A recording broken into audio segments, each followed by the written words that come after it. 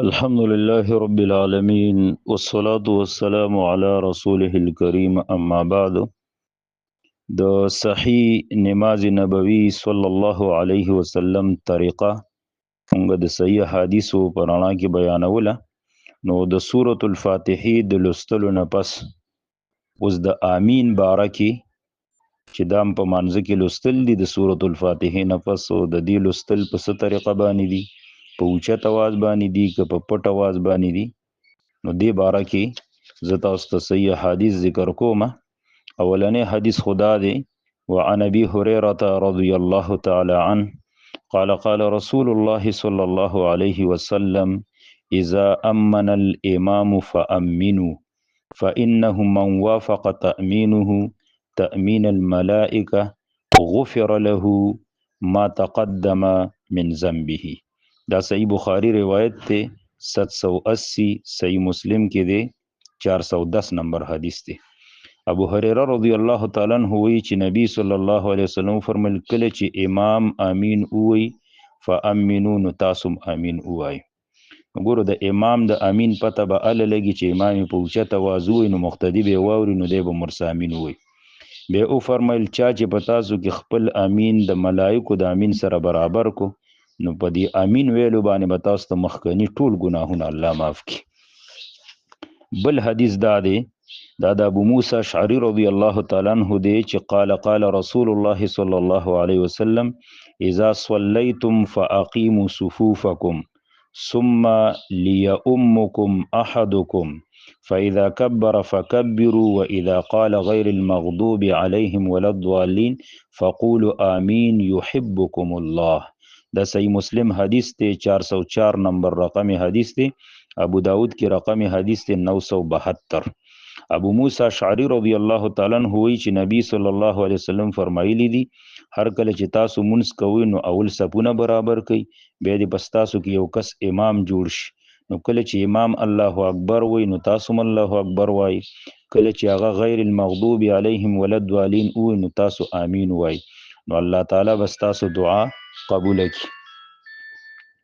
د قرنګ بل حدیث ته د وائل ابن حجر رضی الله تعالی عنہ او چې سمعت رسول الله صلی الله علیه وسلم قرأ غیر المغضوب علیهم ولا الضالین فقال آمین مد بها صوته.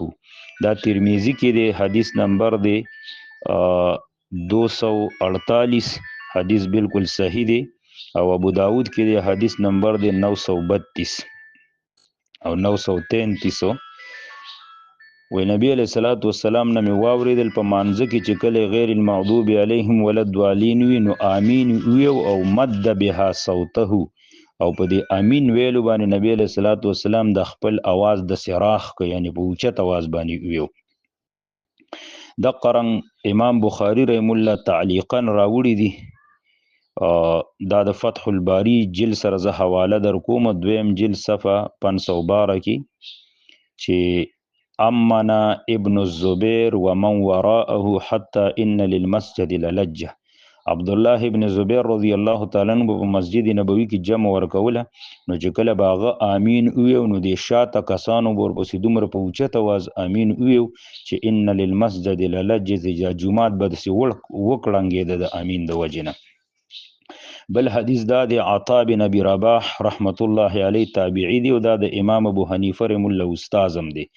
دی وی ادرکت 200 من اصحاب النبي صلی الله علیه وسلم فی هذا المسجد یعنی المسجد الحرام اذا قال الامام ولا الضالین رفعوا اصواتهم بآمین. دی وی ما 200 صحابه داسې مندلی دي په دې مسجد حرام کې چې کله به امام ولد دوالین وی نو هغوی به په اوچت اواز باندې آمین وی. رفعوا اصواتهم بآمین. دا سنن الکبرى بهقی کی روایت ته دویم جلد صفحه 59 کې او ابن حبان کې هم دا راوړی دی.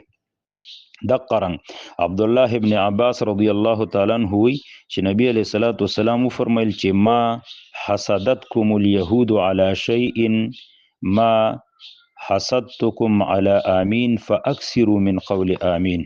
نبی علیہ الصلوۃ والسلام فرمایل چې یهود په هیڅ خبره باندې تاسو سره دومره حسد او کینه نه ساتي څومره چې په آمین ویلو باندې ساتي، نو تاسو آمین ډیر وایي. نو اوس کم سړی چې په اوچت امین ویلو باندې خفه کیږي نو هغه دې ویریږي چې هسې نه د یهودو سره چرته مشابهت ونه لري. نو بالکل کله چې سړی په جمع باندې ولاړي په امام پسې نو امام به په اوچت اواز امین وي، مقتدي به په اوچت اواز وي. او چې کوم پټ منځونه دي یا سړی ځان نه مونځ کوي نو هغې کې به بیا سرن په پټه باندې امین وي. والله اعلم. هذا وبالله التوفیق.